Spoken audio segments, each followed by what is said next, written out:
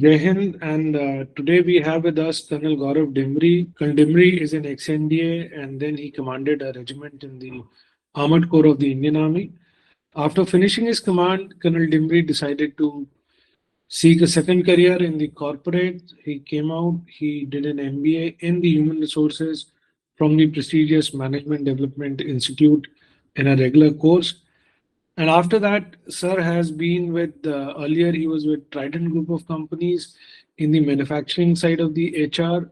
He led the function there. And now Sir is a head HR with Sarda Group of Companies, which is in the service side of the HR. So he has a wide and deep understanding of the HR domain.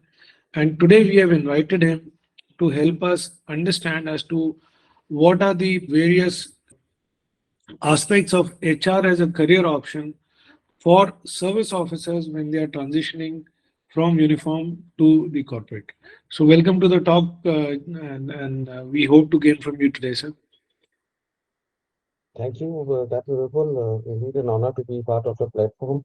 And as I've always said that the human service which you are undertaking for the colleagues, fraternity in service or planning to transit or have already transited, one feels really honored to be part of this initiative of yours. Thank you. Sir, I would ask you a very loaded question now, and so when an officer is transiting, and they're coming from a certain, they are made to understand things, or they assume to be understanding certain things. What would you say is an acceptable level for an officer to start the corporate career in the HR function? And what can be expected or a typical career path, a promotional or a growth path, provided the individual is committed and fulfilling the organization parameters? Then what should be an expected path? I would say, let's take a mid figure for a PMR officer. So short service officers can probably discount that by a bit, and superannuating can add a bit of that. Unlike the structured career progression and hierarchy of the services or a government job, uh, those aspects do get blurred in the corporate sector, but it is a misnomer that hierarchies do not exist. In some form or the other, the hierarchy exists. And generally, what one based on one's relevant experience, it's, as you said, certain qualifications which you can acquire before transiting or during transition. And I want to if one wants to make a career in the HR, then depending on the service experience and age profile, one can hope to get in at a functional lead level, or what we call even at the level of a human resource business partner in any large organization or mid-sized organization. This is I'm talking of officers who would be taking maybe in a 13, 15 years of service bracket, maybe short service officers. And even for officers who proceed taking PMR at 20, 21 years or plus years of service with relevant certifications and post service qualifications required. One can start with at the level of number three in large organizations. When I say number three, the number one being the CHRO or the group CHRO, probably a VP HR or a location head, but just slightly below that, because to start with, probably with 40 plus years of service, the organizations would maybe seeing you for a certain number of years. It may happen within one financial year that they will elevate you. Once that happens, then obviously the progression to even to the highest levels in the corporate world happens in 3 to 5 years max. So for a younger profile, it can start as an HRBP, where you handle a particular business unit of a large diversified business. If it is a single business, then probably at a associate vice president level, which is about 2 to 3 levels down. And if somebody is moving out after 20 years of service, as I said, then probably at a deputy CHRO level or assistant vice president level, 2 to 3 levels down. And then, depending upon how one undertakes that job, how one contributes to that organization, probably within 2 to 3 years, max 5 years, one can hope within that organization or in some other direction to look for growth through that way.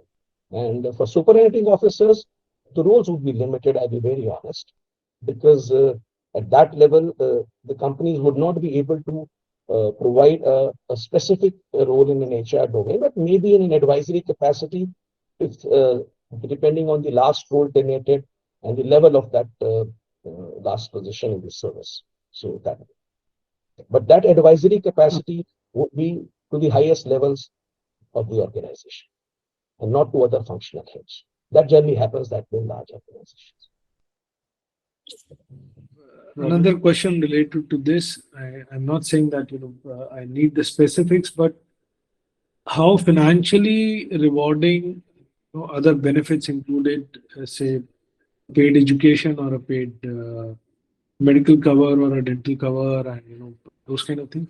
How financially rewarding a career in HR would be for an officer? And okay, let me load the question further. Compared to other roles, if I have an option to choose between a couple of other roles, why would HR be sufficient in terms of money that I can lead a good life and provide well for my family, and also create enough of assets for my old age, or when I'm not actively working? Organizations, as I said, when people grow in an organization, the growth is also in terms of compensation, benefit, perks, the fixed and the variable part of the remuneration. Now, that is also a direct outcome of if one serves within that organization, how one has contributed and grown and gained experience in that particular vertical. Whereas what we are looking at is that we have grown in a different organization under a different set of conditions, and now we have transited. So, firstly, we have to understand that that equation is would be slightly different. Now, as far as specifics to compensation would concern, that depends on also depends on the nature of the organization and also the constraints of geography. The more remote the location, the more difficult the location, the higher the compensation, even at junior levels of entry. So it varies in that manner. And it is also an outcome of what the current industry benchmarks are, what is the status of industry at that time, particular time.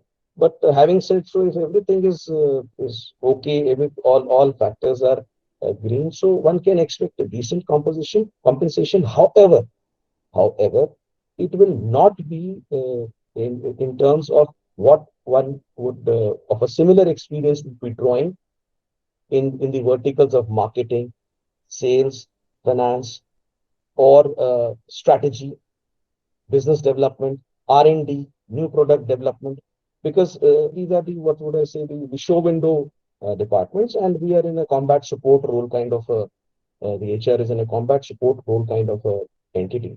So while it is the heart of the business, as we have been discussing, the show window is with the departments or the verticals which I just mentioned. But having said so, it is a decent compensation which one is able to get. And in, as I said, an outcome of geography, the complexity of that organization. If even core manufacturing, if one is in an industry which is where the workforce issues are high, and if the coupled with the geographical remoteness of the difficulty of the location, the compensations go high even at junior levels. So while the head, one can start, if I have to say, if somebody transits with a 20-year, 21 plus year service, this thing, at locations which are not high priority or difficult locations, it goes anything up to the range of 40 LPA, 48 LPA range. And similarly, a similar ratio as you transit at a slightly lower levels. So anything in that range, but in more defined locations, say NCR, it will come slightly in a lesser range. But then one can have a decent. I'll just sum it up for what Sir said, that if you undertake a more difficult assignment in terms of location and the issues around HR, maybe, conflict management, and if it is a more volatile manufacturing setup, etc., you can expect to start at a level of around 40 lakh per annum onwards. And it is going to be an onerous task. Obviously, it's not going to be easy. A slightly more comfortable metro kind of a setup would have something less in terms of money. And if you choose to go into more front-ending roles such as business development, etc., or operations, the compensation can be slightly better. But HR does provide a comfortable and a respectable monetary side to it. The fact being that Gaurav sir chose to be there with no reflection on what he's making, but yes, it's there. So, sir, my last question before we move to the audience. So now, typically, when officers are coming out, the kind of roles they are seeking are not exactly advertised on could be at times, but mostly they are not advertised on public platforms, etc. And even if they are, given the fact that nowadays recruitment is all through automated tracking systems, etc. So at times, a service officer's resume may not reach the hiring process, and so they say that higher the role, the better networked you should be. So are there any industry forums, any kind of a platforms where officers can go and network and find the relevant contacts specifically for HR industry, wherein they get the relevant connections to seek opportunities for HR roles? So again, a very pertinent question, because what happens is that in the industry, especially for senior roles, even for at times critical mid-level positions, organizations want to focus on the system of internal references or external references rather than getting an open advertisement done and then start the whole process. So, very essential part is networking. I would advise officers who are transiting to be part of various 4G and non-4G networks, be part of networking events which get advertised. Other than that, putting up the CV on Naukri or LinkedIn is in any case Indeed and such forums already there. We also have something called the HR Federation of HRFI, the HR Federation of India. It's a community of HR professionals. It's an open forum. Please on LinkedIn or on Telegram. Please join that. Put your CV on that at the right time. Even there is another forum of forums like XOHR, which is looking for senior level positions again on social media.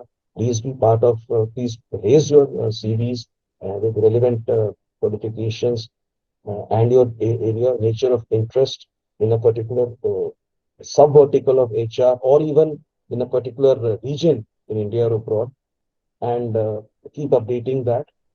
It will help instead of being just uploading the CV on portals like Naukri or LinkedIn, because as Vipul said, systems are so automated that the shortlistings are today done by systems machine, where it may get missed out because of the lack of relevant experience. So as I said, HRFI is one forum, XOHR is another forum, and such forums are there. Plus, be aware of networking events which keep happening at various locations, and that will help in uh, getting an insight into the industry and your CV reaching the people. Thank you so much, sir. You have been very patient in terms of helping us understand the various aspects around transition.